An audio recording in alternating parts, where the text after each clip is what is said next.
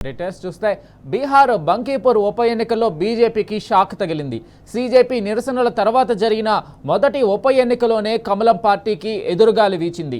బీహార్లో జంజీ దెబ్బకు BJP wicket down అయింది. 32 రౌండ్లు పూర్తయ్యేసరికి జన్ సురాజ్ పార్టీ చీఫ్ ప్రశాంత్ ప్రత్యర్థి బీజేపీపై 18,000 పైచీలకు ఓట్లతో విజయాన్ని అందుకున్నారు. और हम लोग के बच्चों को 10-15 हजार रुपए के रोजी रोजगार के लिए बाहर ना जाना पड़े। मोदी जी गुजरात की जितनी चिंता करते हैं, बांकीपुर की जनता ने जो अभी तक मोदी जी के ही वोटर रहे हैं, भाजपा के वोटर रहे हैं, कहीं ना कहीं उन्होंने अपने मत के जरिए मोदी जी को ये संदेश दिया है कि हम लोगों ने भी आपको बनाने में कंधा लगाया है। अगर गुजरात से 25 एमपी जीत कर गए हैं तो बिहार से भी 30 से ज्यादा एमपी एनडीए के जीत कर गए हैं। अगर आप गुजरात की चिंता करते हैं तो ये समय आ गया है कि बिहार के लोगों की भी चिंता कीजिए। सिर्फ बिहार में 4 किलो अनाज और जाति के नाम पर वोट न मांगा जाए। बिहार के लोगों के लिए भी पढ़ाई रोजगार की बात हो, बिहार के बच्चों के लिए भी पलायन को रोकने की बात हो। बांकीपुर के ये का जो आज परिणाम आया है वो बिल्कुल स्पष्ट है। बिहार की जनता अपने बच्चों के लिए, बिहार के लिए विकास चाहती है और यही वजह है कि भाजपा आज से कुछ ही महीने पहले जिस सीट को करीब 60,000 मतों से 58,000 मतों से वो जीते थे और जीतने वाले व्यक्ति को मोदी जी ने, भाजपा के नेतृत्व ने बिहार देश का अपने पार्टी का अध्यक्ष बनाया है, जो बिहार के लिए गौरव की बात है। बावजूद इसके उसी विधानसभा के क्षेत्र के लोगों ने अगर भाजपा को इतनी करारी हार दी है, इसका मतलब बिल्कुल साफ है कि जो नेतृत्व यहाँ पर भाजपा ने थोपा है सम्राट चौधरी का, वो बिहार के लोगों को स्वीकार्य नहीं है। हम लोग चाहते हैं कि बिहार में भी प्रोग्रेसिव थिंकिंग वाला, कोई बेहतर चरित्र वाला आदमी, कोई बेहतर काबिल आदमी बिहार का मुख्यमंत्री बने।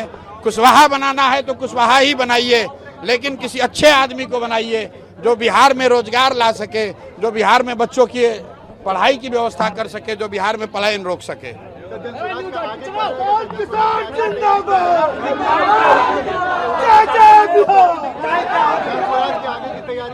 प्राथमिकता ये है कि अगले 3 महीनों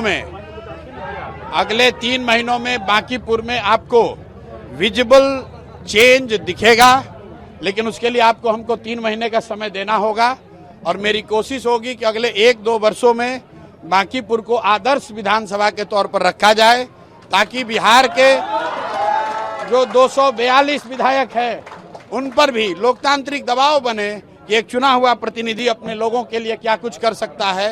अगर ये हम लोग को उनके लिए सेट करना है पैमाना, तो मुझे और ज़्यादा मेहनत करने की जरूरत है और अगले 3-4 महीनों में आप देखेंगे और निश्चित तौर पर आने वाले 1 से 2 साल में बांकीपुर में आपको वो चीज़ दिखेगी कि अगर ईमानदारी से कोई प्रयास करे तो निश्चित तौर पर लोगों की जिंदगी में फर्क लाया जा सकता है। भाई देखिए, मेरे दरवाजे बांकीपुर के लोगों के लिए ही नहीं, पूरे बिहार के हर उस व्यक्ति के लिए खुले हुए हैं जिसका ये भरोसा है कि प्रशांत किशोर या जन सुराज उनकी कुछ मदद कर सकते हैं। हम लोग की आवाज अभी आज एक विधायक की ही है, लेकिन जब विधायक नहीं थे तो भी पूरे बिहार में जहां पर भी व्यवस्था से लोग पीड़ित थे उनकी आवाज उठा रहे थे और अब उसको और मजबूती से उठाएंगे। लेकिन इसके साथ साथ एक बात आज की जीत के लिए जरूर कहेंगे, जितने भी युवा साथी हैं जो लोग राजनीति में आना चाहते हैं, जो ये समझते हैं कि बिहार में जातियों का बंधन नहीं तोड़ा जा सकता है, जो ये समझते हैं कि बिहार में 2 धारा से अलग राजनीति नहीं हो सकती है, उनके लिए बांकीपुर का परिणाम एक बहुत बड़ा आईना का काम करेगा कि अगर आप 2-3 साल मेहनत करें, अगर आप मेहनत करें तो लोग, हर जाति, हर वर्ग के लोग, हर दल और हर विचारधारा के लोग आपकी मदद करते हैं। मैंने देखिए बांकीपुर में कोई ऐसा बड़ा काम नहीं किया है, लेकिन 30 दिन के प्रयास में 30 साल का भाजपा का किला ढहा है। उसकी एक वजह यह रही है कि 3-3.5 बरस जो मैंने प्रयास बिहार में किया है, बांकीपुर की जनता ने कहीं न कहीं उसको देखा है और उसी काम को देखकर ये भरोसा जताया है। तो मैं बिहार में युवाओं से, खासकर ऐसे लोगों को जो राजनीति करना चाहते हैं, उनको ये बताना चाहता हूं कि अगर प्रशांत किशोर ये कर सकते हैं तो आप भी अपने विधानसभा क्षेत्र में कर सकते हैं। जरूरत इस बात की है कि अगले 3 बरस 4 बरस आंख बंद करके लोगों के बीच रहिए, लोगों के साथ काम कीजिए। जाति, धर्म, नेता समीकरण सब भूल जाइए। अगर 3 साल 4 साल आप मेहनत करेंगे, जनता हर हालत में आपको जिताएगी, कहीं कोई रोक नहीं सकता है। वो पहले से निर्णय हुआ है कि सभी जिला परिषद क्षेत्र में और वार्ड स्तर पर जनसुराज दलगत आधार पर चुनाव लड़ाएगा। हम लोग का नया दूसरा जो लक्ष्य है अभी कि सभी जिला परिषदों को जनसुराज का वहाँ बैनर पताका फहराए, जनसुराज के लोग जीत कर आए और जिला परिषद के चेयरमैन बने। ये पार्टी का लक्ष्य है।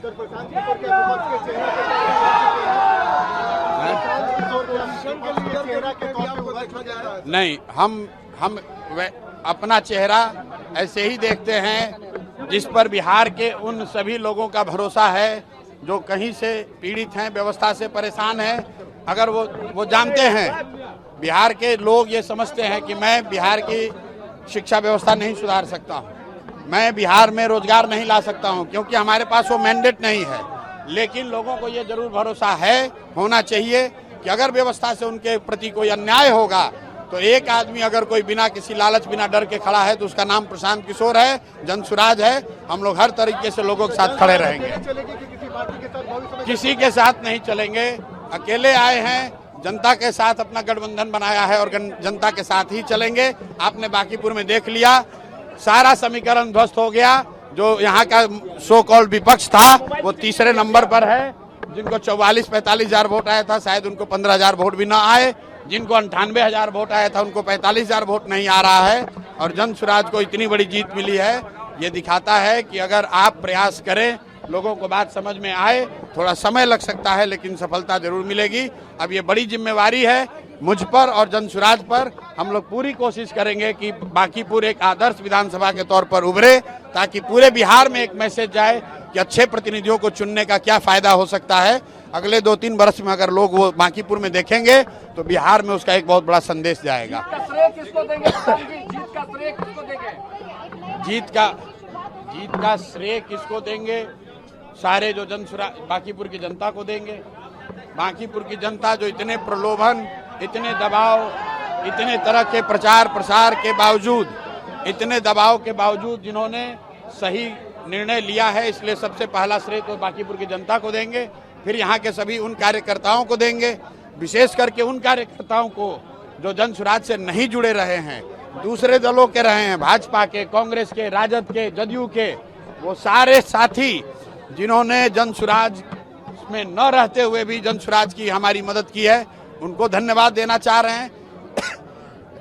उसके बाद जनसुराज के हम अपने सभी साथियों का, कार्यकर्ता नेताओं का धन्यवाद कर रहे हैं कि उन्होंने रात दिन मेहनत की है और 25-26 दिनों में भाजपा के 30 साल के गढ़ को पूरी तरीके से ध्वस्त किया है। चलिए।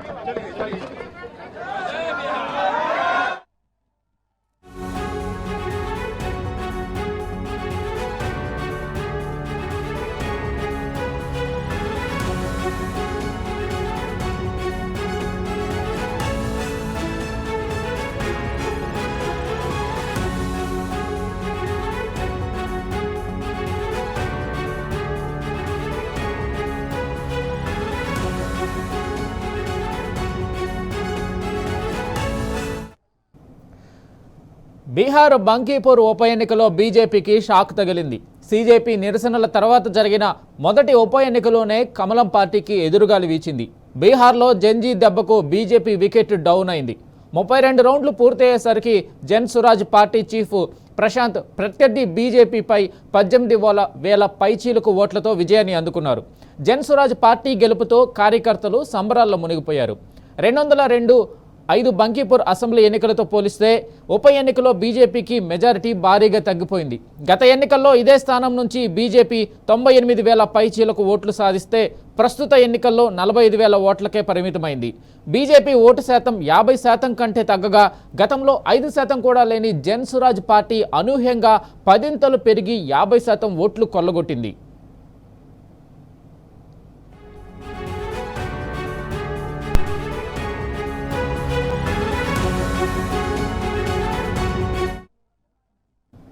దీనిపై పూర్తి అప్డేట్ మా ప్రతినిధి సురేష్ అందిస్తారు. సురేష్, చెప్పండి, అనూహ్యంగా జన్సురాజ్ పార్టీ విజయం వెనుక గల కారణాలేంటి, అక్కడ పరిస్థితి ఏంటి? 3 ఉప ఎన్నికలు జరిగితే గుజరాత్ లో బీజేపీ, ఇటు మధ్యప్రదేశ్ లో కాంగ్రెస్, ఇటు బీహార్ కు వస్తే మాత్రం జన్ స్వరాజ్ పార్టీ అధినేత ప్రశాంత్ కిషోర్ ఘన విజయం సాధించారు. బీజేపీ అభ్యర్థి నీరజ్ కుమార్ సిన్హాపై 18,000 ఓట్లకు పైగా మెజారిటీ ఆయన గెలవడం జరిగింది. ప్రశాంత్ కిషోర్ తన రాజకీయ జీవితంలో ఇది తొలి గెలుపుగా భావించాల్సి ఉంటుంది. అసెంబ్లీలో తన పార్టీని ఏర్పాటు చేసిన తర్వాత అసెంబ్లీకి తొలిసారి జన స్వరాజ్ పార్టీ తరఫున ఎమ్మెల్యేగా ప్రశాంత్ కిషోర్ అడుగు పెట్టబోతున్నారు. ఇది చాలా కీలకమైన ఉప ఎన్నిక. 1995 నుంచి కూడా దాదాపు 30 ఏళ్ల నుంచి పైగా బీజేపీకి కంచుకోటగా అజేయంగా ఉన్నటువంటి ఈ బంకీపూర్ లో కమలం పార్టీ తొలిసారి ఎదురు దెబ్బతినింది. 30 ఏళ్లుగా ఉన్నటువంటి తమ స్థానాన్ని ఈ రోజు జన స్వరాజ్ కైవసం చేసుకోవడం బీజేపీ ఓడిపోవడం జరిగింది. 22 దాదాపుగా జన స్వరాజ్ పార్టీ ఏర్పాటు చేసి 2 సంవత్సరాలు కూడా ఇంకా పూర్తి కాలేదు. తొలి విజయాన్ని దక్కించుకొని జన స్వరాజ్ పార్టీ అధినేత ప్రశాంత్ కిషోర్ అసెంబ్లీకి వెళ్ళబోతున్నారు. కేంద్రంలో ఎన్డీఏ ఒకవైపు అధికారంలో ఉంది, మరోవైపు రాష్ట్రంలో కూడా ఎన్డీఏ కూటమి జేడీయూతో కలిసి అధికారంలో ఉన్నటువంటి పరిస్థితి. ప్రభుత్వానికి ఇది వ్యతిరేకంగా ప్రజలు ఓటు వేసి జన స్వరాజ్ పార్టీని గెలిపించారు, బీజేపీని ఓడించారు. బీజేపీ జాతీయ అధ్యక్షుడిగా ప్రస్తుతం ఉన్నటువంటి నితిన్ నవీన్ ను రాజీనామా చేయడం కారణంగా ఇక్కడ ఖాళీ ఏర్పడింది. ఆయన రాజ్యసభకు రావడం జరిగింది.